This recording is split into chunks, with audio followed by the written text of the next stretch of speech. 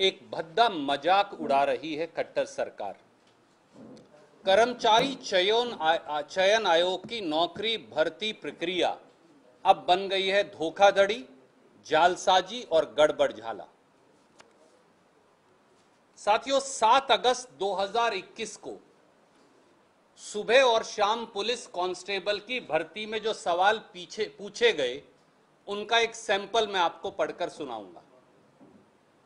पहला सवाल, अपरीक्षित युवा सांड छांटने का एकमात्र सर्वोत्तम आधार क्या है? यह कांस्टेबल परीक्षा है। दूसरा सवाल, पशुओं में चीचड़ी बुखार का रोग कैसे होता है? तीसरा सवाल, एक संकर बछिया की प्रथम ब्यात की आयु क्या होती है? चौथा सवाल, भदावरी भैंस का उत्पत्ति स्थान क्या है? पांचवां सवाल, निम्न में कौन सी भारवाही गाय की नस्ल है? छठा सवाल, भदावरी भैंस के दूध में वसा का अधिकतम प्रतिशत कितना होता है? सातवां सवाल, सांड की नाक में छल्ला पहनाना चाहिए या नहीं? आठवां सवाल, 400 किलोग्राम भारी गाय के लिए शुष्क पदार्थ की दैनिक आवश्यकता कितनी है? नौवां सवाल, दूध निकालने की सर्वोत्तम विधि क्या है? 10वां सवाल, गाय और भैंस किस परिवार से संबंधित हैं? एक और सवाल, बाजरे की फसल में कितना बीज डालना पड़ेगा? ये साथियों पशुपालन विभाग में वीएलडीए की नौकरी के लिए नहीं, ये खट्टर साहब और उनका कर्मचारी चयन आयोग हरियाणा में पुलिस कांस्टेबल की भर्ती के लिए इस प्रकार के सवाल पूछ रहे हैं। और अब क्योंकि पेपर लीक हो गए हैं, तो उनमें से 2 सैंपल्स की प्रतिलिपि मैं आपको भेज रहा हूं, क्योंकि पेपर लीक हो गया तो हम पढ़ पाए। 8,39,000, मैं दोबारा आंकड़ा दोहराता हूं, हरियाणा के 8,39,000 युवाओं ने कांस्टेबल भर्ती के लिए आवेदन दिया। यानी हर पांचवां, अगर एक परिवार में 5 सदस्य हों तो यह लगभग 50 लाख की संख्या हो जाती है। यानी हरियाणा का हर 5वां परिवार इस पुलिस भर्ती से प्रभावित हुआ। पहले दिन ही यानी 7 अगस्त को सुबह और दोपहर बाद दोनों जो पेपर हुए, उसमें 3.5 लाख से अधिक नौजवानों ने, युवाओं ने परीक्षा दी। अनुमान है कि युवाओं उनके माता पिता के द्वारा परीक्षा की ट्रेनिंग के लिए कोचिंग इत्यादि लेने, फॉर्म भरने, परीक्षा शुल्क जमा करवाने, आने जाने का खर्चा उठाने, इसमें हरियाणा के लोगों का 100 करोड़ रुपया खर्च हुआ। परंतु नतीजा क्या निकला? 28वीं बार फिर पेपर लीक हुआ, पेपर बिका। 12 से 18 लाख रुपया हरियाणा के युवाओं को वो पेपर खरीदने के लिए पेपर माफिया को देना पड़ा, और आखिर में पेपर कैंसिल हो गया। खट्टर सरकार और कर्मचारी चयन आयोग हर साल गोपनीयता यानी सीक्रेसी पर 25 करोड़ रुपया खर्च करता है। पेपर कंडक्ट करवाने का ठेका हैदराबाद की एक कंपनी को दे रखा है, यानी अगले पेपर भी यही कंपनी करेगी। अब सवाल यह है कि जब पूरा कर्मचारी चयन आयोग पेपर कंडक्ट करने वाली हैदराबाद की कंपनी और हरियाणा के सचिवालय में बैठे सफेदपोश और अफसरशाह वो शक के घेरे में हो, तो फिर निष्पक्ष जांच कैसे होगी और सजा कैसे मिलेगी? और साथियों, सनसनीखेज और चौंकाने वाली बात यह है कि अगर इस कांस्टेबल परीक्षा का पेपर लीक भी ना होता, तो भी क्या इन उल जलूल, बेतुके और ऊट पटांग सवालों के आधार पर भर्ती हो सकती थी? सवाल सीधा यह भी है। जिस प्रकार से बेसिर पैर के उल जलूल और ऊट पटांग सवाल पूछे जा रहे हैं, इससे साफ है कि लिस्ट पहले ही फाइनल हो चुकी। जिन्हें भर्ती करना है उन्हें बता दिया गया कि इस प्रकार के बेवकूफाना सवाल आएंगे जिनका कांस्टेबल भर्ती से कोई लेना देना नहीं, उसकी तैयारी कर लीजिए। जालसाजी और धोखाधड़ी भाजपा जजप्पा सरकार की साफ है। इससे युवाओं के गुण का, उनकी योग्यता का मजाक नहीं तो क्या। और साथियों, पुलिस कांस्टेबल भर्ती परीक्षा में पुलिस कांस्टेबल की जिम्मेदारियों और जरूरी सूचना पर सवाल पूछने चाहिए। मैंने एक लिस्ट बनाई है कि वो क्या हो सकते थे। इनमें से कोई सवाल खट्टर साहब ने, दुष्यंत चौटाला जी ने और उनके कर्मचारी चयन आयोग ने नहीं पूछा। कांस्टेबल की भर्ती करनी है तो कुछ सवाल जो आने चाहिए वो किस प्रकार के होने चाहिए। कानून व्यवस्था, इस पर सवाल होना चाहिए। भीड़ नियंत्रण, ये कांस्टेबल की जिम्मेवारी है। पुलिस एक्ट, भारत का संविधान, जनता के मौलिक अधिकार, फंडामेंटल राइट्स, क्योंकि पुलिस को उनका ख्याल रखना है। क्राइम इन्वेस्टिगेशन, क्राइम सीन पर अगर कांस्टेबल जाए तो वहां जो सबूत है उनकी सुरक्षा और सीन की सैनिटाइजेशन कैसे करनी, क्राइम सीन सैनिटाइजेशन।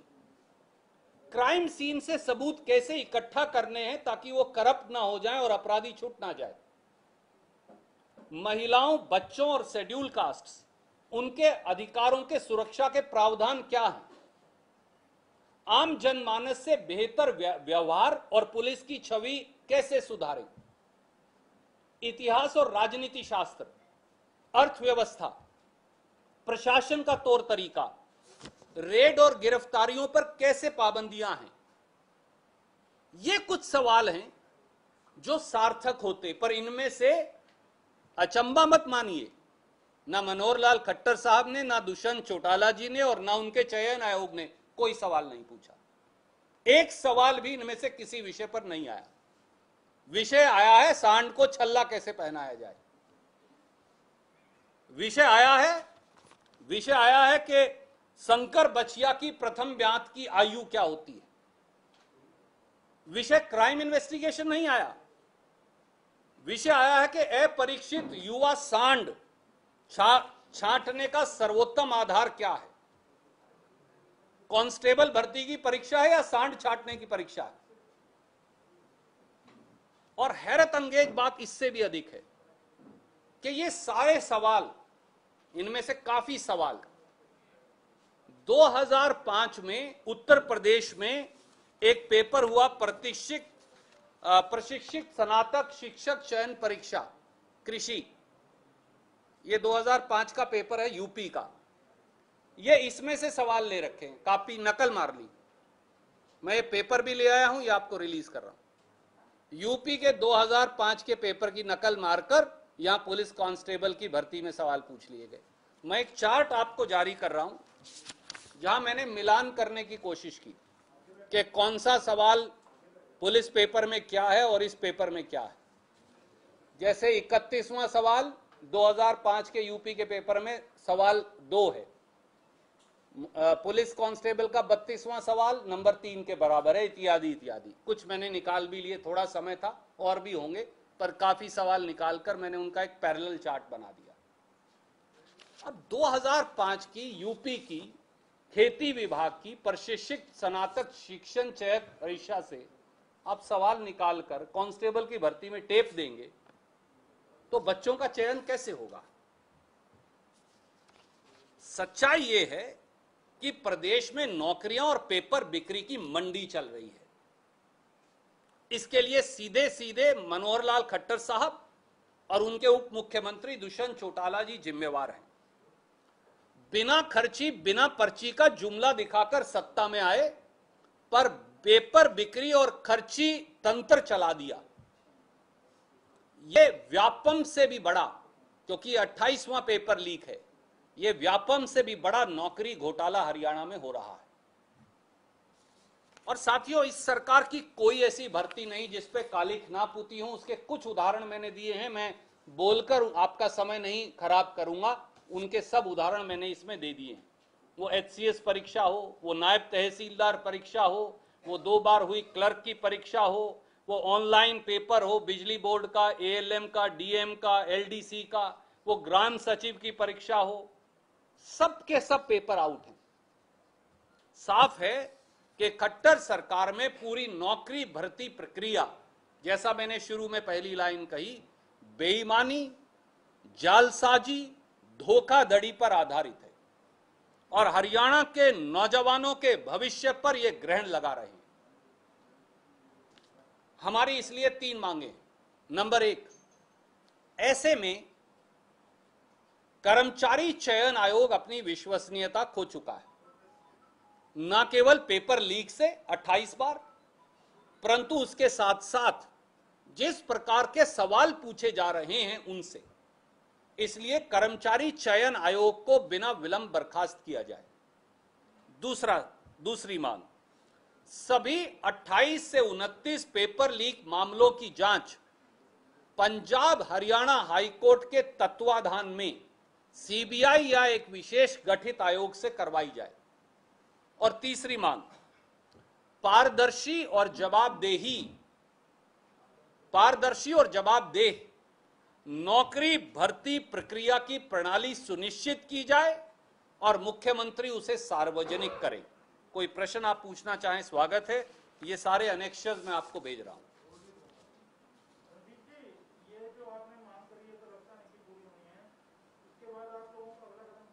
आदरणीय मित्र, बतौर विपक्ष के हमारा यह कर्तव्य है, वो प्रदेश कांग्रेस कमेटी की अध्यक्षा हूं, वो मैं हूं, या हमारे सब विधायक या पूर्व विधायक साथी हों, कि हम हरियाणा के युवाओं के भविष्य के साथ जो भद्दा मजाक सरकार कर रही है, ना पर्ची ना खर्ची का नारा देकर सत्ता में आई सरकार पेपर बिक्री और खर्ची तंत्र सरकार बन गई है। इसे सार्वजनिक करें ताकि सरकार पर हमारे युवाओं के माध्यम से यह दबाव बढ़े, और आप साथियों की भी इसमें मदद चाहिए कि सरकार अपनी प्रणाली को दुरुस्त करे। वो हैदराबाद की कंपनी और कर्मचारी चयन आयोग जिन्होंने FIR दर्ज करवाई है, अरे भैया, बिल्ली दूध की रखवाली कैसे हो सकती है? 7 साल से पेपर लीक हो रहे हैं।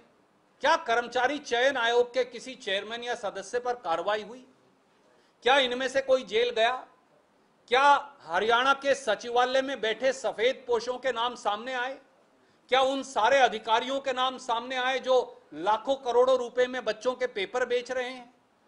तो फिर आपका बेटा या बेटी, या मेरा बेटा या बेटी, या आपका भाई और बहन, या हरियाणा के युवक और युवतियां, वो क्यों तैयारी करें और क्यों पेपर दें? जब सवाल कांस्टेबल का होगा, पशुपालन का पेपर कांस्टेबल का होगा, पशुपालन का सवाल आएगा। पशुपालन का पेपर होगा, पुलिस का सवाल आएगा। किसी भी नौकरी से उस विषय का सीधा संदर्भ है। आप बगैर संदर्भ के ऊट पटांग सवाल नहीं पूछ सकते। उससे बच्चे के गुण दोष की, योग्यता की जांच नहीं हो सकती। इसलिए आज की ये पत्रकार वार्ता एक तरीका है सरकार को जवाबदेह बनाने का, पारदर्शी बनाने का, और जो लोग नौकरी चयन प्रक्रिया में भ्रष्टाचार और जालसाजी के दोषी हैं, उनकी जिम्मेवारी निर्धारित करने का। ये आयोग के जो भर्ती परीक्षाओं के क्वेश्चन से पहले भी विवादों में है, कुछ ब्राह्मणों को लेकर था और बड़ा विवाद हो गया था, लेकिन उसमें चेंज नहीं आया, तो इसके लिए कुछ है? क्या इसके लिए मुख्यमंत्री जी और उप मुख्यमंत्री जी को जिम्मेवार नहीं ठहराया जाना चाहिए? कभी आप ब्राह्मण समाज को, ब्राह्मण समाज की बेटियों को, उनके परिवारों को रंग भेद के आधार पर, लिंग के आधार पर गालियां देते हैं, इस प्रकार के ऊटपटांग सवाल पूछते हैं? कभी आप पुलिस कांस्टेबल की भर्ती में सांड की नाक में छल्ला डालना चाहिए या नहीं, इस प्रकार के ऊटपटांग सवाल पूछते हैं और कहते हैं कि हम सारी परीक्षा के आधार पर भर्ती करेंगे। तो हरियाणा के युवाओं का गुण दोष के आधार पर चयन कैसे होगा? और क्या इस पूरी बात के लिए, क्योंकि उन सारी कर्मचारी चयन आयोग जो है उसका चयन कौन करता है? वो खुद खट्टर साहब और दुष्यंत चौटाला जी करते हैं, तो इसलिए सीधी जिम्मेवारी उनकी है। ये भर्ती प्रक्रिया हरियाणा में चाहे भारत भारती जब चेयरमैन थे उनके कार्यकाल में रही हो या नए चेयरमैन के कार्यकाल में, ये पहली लिखित परीक्षा की जो शुरू हुई प्रोसेस, इसमें इस तरीके के मामले सामने आ गए। सरकार तो सर उस मोड में नहीं है जिस तरीके की आप बात कर रहे हैं, लेकिन अगर कांग्रेस सत्ता में आती है तो क्या मनोहर लाल खट्टर के कार्यकाल की तमाम भर्ती हुई जांच सीबीआई से करवाएं? देखिए, जब भी भर्तियों में अनियमितता हुई है हरियाणा में, आज नहीं तो कल उसकी जांच अवश्य हुई है। हमारा लक्ष्य किसी से द्वेष नहीं, राजनीतिक द्वेष नहीं, परंतु हमारा लक्ष्य और निशाना केवल और केवल सरकार की नौकरी भर्ती में पारदर्शिता हो, जवाबदेही हो और हरियाणा के बच्चों, लड़कों और लड़कियों को उनके गुण दोष के आधार पर उनका आंकलन हो, यह लक्ष्य है।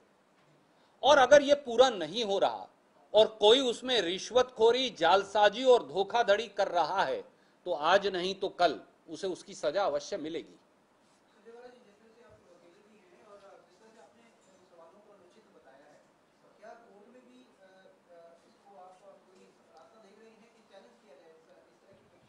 देखिए, अब ये परीक्षा कैंसिल हो गई है, आप भी जानते हैं, मैं भी जानता हूं, क्योंकि पेपर ये 12 से 18 लाख में बेचा जा रहा था, पकड़ा गया।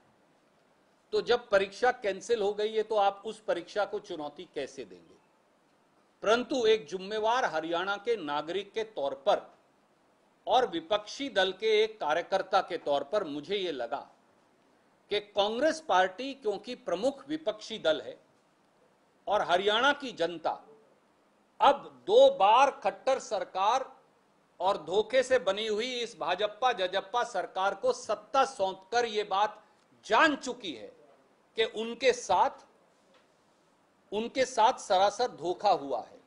तो हमारी ये जिम्मेवारी है कि हम ये बात सार्वजनिक तौर पर रखें ताकि सरकार के बाकी के कार्यकाल में हरियाणा के युवक और युवतियों के साथ ये सरेआम होती धोखाधड़ी बंद हो।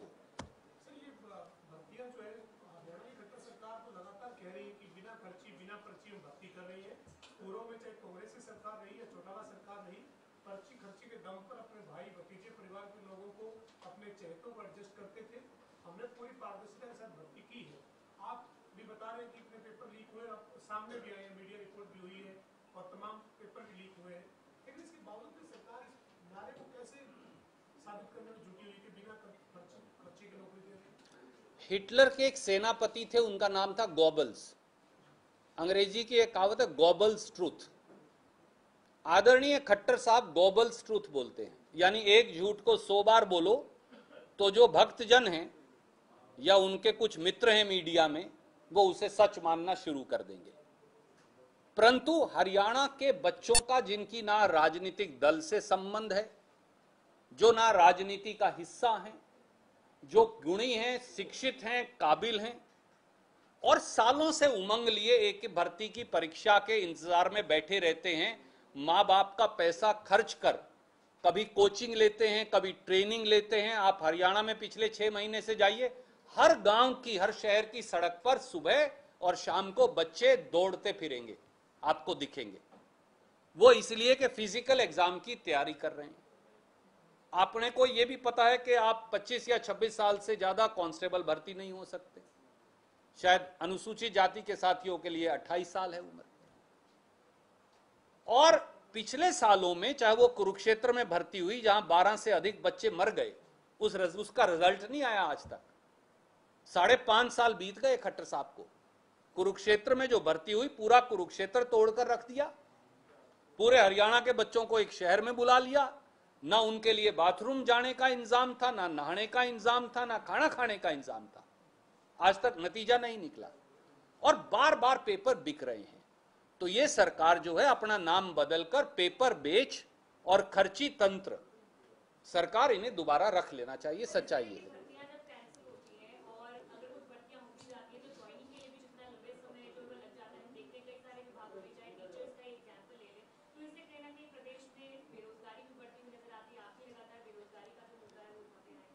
हम बार बार ये बात कहते आए हैं और आपको अगर याद होगा, इस समय भी हरियाणा में बेरोजगारी देश में सबसे अधिक है।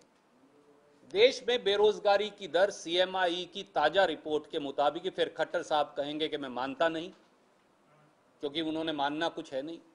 8 से 9% है, परंतु हरियाणा में यह दर 23% से अधिक है, जो अपने आप में किसी भी सरकार को शर्मसार करने के लिए काफी है। और मैंने 3 बार वो सारी लिस्टें जारी कर ली जहां 2-2 साल से भर्ती प्रक्रिया का नतीजा नहीं निकाला या इंटरव्यू ही नहीं किया, और ऐसे पद ही लगभग 40,000 हैं जहां 2 से 3 साल से बच्चा इंतजार कर रहा है। पेपर हो गया, इंटरव्यू हो गया, रिजल्ट नहीं आया। बहुत सारे बच्चे ओवर एज हो गए, लड़के लड़कियां। बहुत सारे बच्चे शादी से महरूम हो गए, क्योंकि जब तक बच्चा स्वावलंबी ना हो, एक कड़वी बात यह है, हरियाणा या पंजाब हो या कहीं और हो, कि बच्चे को शादी का सही रिश्ता मिलने में दिक्कत आती है। मां बाप आए दिन ताने देते हैं कि बच्चा काम नहीं कर रहा, बच्चा अपने रिजल्ट की इंतजार कर रहा है। फिर 100 करोड़ रुपया खर्च के जैसा इस भर्ती में हुआ, जब बच्चा पेपर देने जाता है तो आप उसे 18, 20, 25 लाख में पेपर माफिया बेच डालता है, फिर भर्ती कैंसिल हो जाती है। पीछे एएलएम की भर्ती कैंसिल हुई, आईटीआई इंस्ट्रक्टर्स की भर्ती कैंसिल हुई, कई बार एफआईआर दर्ज हो चुकी। 7 साल में किसी चेयरमैन या कमीशन के मेंबर को सजा मिली, कोई सफेद पोस्ट का नाम सामने आया? इससे बड़ा अन्याय क्या हो सकता है? ये जो पेपर सेटिंग करती है तो इसकी अलग होती है, आपके 2 स्टैंड पे पेपर ठीक होना और एक पेपर सेटिंग, क्योंकि आपको याद होगा जब पिछले दफा की हल्ला बड़ा था जब ब्राह्मणों के बारे में कुछ, और अभी भी ये ऐसा था, यकीन तो नहीं है लेकिन ये अड़ंग सा करता है जो आपने छोटे बातें बताई। तो ये जो पेपर सेटिंग एजेंसी है, इसको क्या मतलब, इसको लेकर क्या मानते हैं? आदरणीय मित्र, पेपर निर्धारित करने की जिम्मेवारी किसकी है? क्या सब एक सेकंड जी, मैं आपसे एक प्रश्न सिर्फ उठाऊंगा। पेपर निर्धारित करने की जिम्मेवारी किसकी है? प्राइवेट ठेकेदार की? तो फिर सरकार भी प्राइवेट ठेकेदार को दे दीजिए। कमीशन की जरूरत क्या है? आप एक प्राइवेट ठेकेदार को ठेका दीजिए और कमीशन को खत्म करिए। क्या कोई सरकार इस प्रकार की बचकाना और बेवकूफाना बात कहकर अपनी जिम्मेवारी से पीछे छुड़ा सकती है कि साहब अमुक ठेकेदार ने पेपर सेट किया है? आप क्यों करवा रहे हो अमुक ठेकेदार से? आप खुद करो। प्रदेश में विश्वविद्यालय नहीं है क्या? प्रदेश में मास्टर नहीं है क्या सरकार के? अगर आप इस प्रकार, कारण उसका स्पष्ट है। कांस्टेबल की भर्ती में पशुपालन के सवाल या सांड की नाक में छल्ले डालने का सवाल पूछकर आप अपने चहेतों को भर्ती करने की जालसाजी कर रहे हैं, क्योंकि जो चहेते हैं उन्हें तो बता दिया गया भैया पशुपालन की तैयारी कर ले, पुलिस का कोई सवाल आएगा नहीं, ना कानून का सवाल आएगा, ना संविधान का सवाल आएगा, ना अनुसंधान का सवाल आएगा, ना क्राइम इन्वेस्टिगेशन का सवाल आएगा, ना भीड़ कंट्रोल का सवाल आएगा, ना एससी, एसटी, ओबीसी, महिला, बच्चों के अधिकारों का सवाल आएगा, ना मौलिक अधिकारों का सवाल आएगा, सांड की नाक में छल्ले डालने का सवाल आएगा। क्या आप, माफ कीजिए, आप पत्रकारिता करते हैं, पत्रकारिता का पेपर हो और उसमें यह पूछा जाए कि क्राइम सीन को सैनिटाइज कैसे किया जाएगा? क्या आप उम्मीद कर सकते हैं कि पत्रकारिता का जगत का कोई साथी उसका जवाब दे पाएगा, या उसका पत्रकारिता से कोई संदर्भ है? हर चीज का कुछ ना कुछ, किसी ना किसी चीज से संदर्भ होना चाहिए।